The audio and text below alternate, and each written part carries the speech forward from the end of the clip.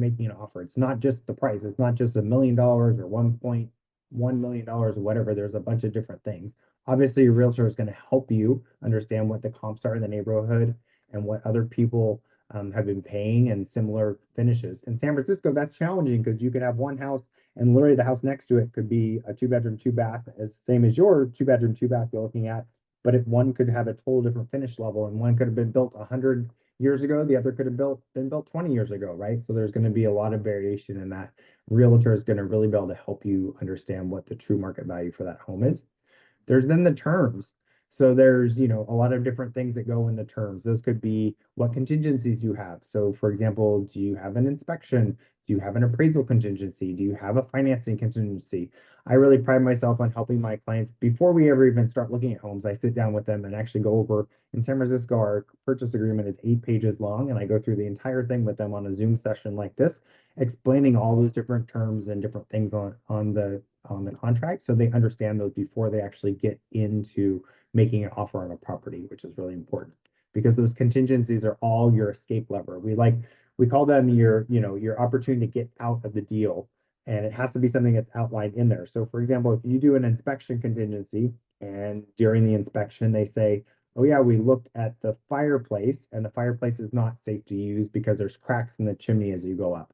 You might say, hey, I didn't know that there were cracks in the fireplace. I really like having a fire during the holidays, and that's really important to me. And I'd like to now not buy this home because the contractor is saying it's $30,000 to fix the chimney, and I don't want to do that. So I'm going to back out. So that's one of the conditions that gives you the escape lever to pull to get out of the contract. Now, I'm sure you've heard of some people during the craziness of markets of writing non-contingent offers, meaning they're not putting any contingencies in at all.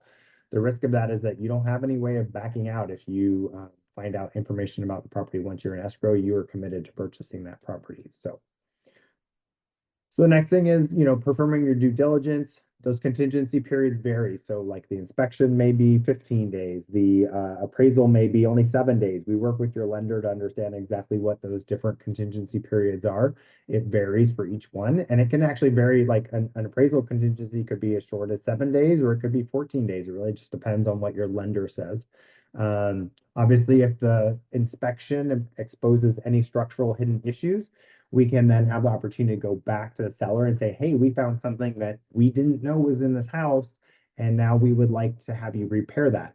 So a prime example, I had a client who, we had the stove inspected and it was an electric stove, so it had 4 burners. Well, one of the burners wasn't working. So we went back to the seller and said, hey, this burner's not working. We need to get this fixed. They said, okay, well, we looked into it and it's not fixable because the part's not available anymore. So we end up getting like a $700 credit towards that, which is almost enough for that client to buy a whole new stove. So my client decided, I can work with 3 burners right now, and maybe somewhere in the future I'll go and buy a new stove.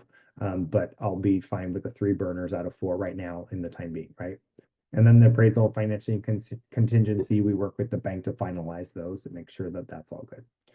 So when you are doing inspections, we want to make sure that we're just kind of focusing on the big stuff. We don't want to say, oh, well, there's a chip in the baseboard. We want that fixed, right? You don't want to be nitpicky. You want to kind of look at big things like, does the foundation have cracks in it, or is it crumbling? Are there cracks inside the house? Or maybe like there's a window that, for example, has the seal's broken, so the window's all foggy inside. Is there water stains on the ceiling, the floors, or the walls? Like there's been a leak from the roof. Like that would be a big issue, right? Are there faded or worn shingles, or like plumbing or electrical problems? Like if an outlet doesn't work, or mold or termite things. Those are big things because you need to obviously identify those because mold and termite issues can't just be left alone. They will not go away on their own. You obviously have to have those remediated. So we would work with the seller to work through all those. Now in San Francisco, a lot of sellers are going to be providing inspection reports in advance so that every buyer is walking into the transaction knowing exactly the state of the property. So a lot of times those things have already been disclosed to you. So if they've already been disclosed and you're signing off on them, then you don't necessarily have the right to go back to the buyer and say, you now need to fix this thing that you told me about before I even wrote an offer, right? They're telling you these things in advance so that you are walking in eyes wide open and know and will price your offer for the purchase of the property accordingly. So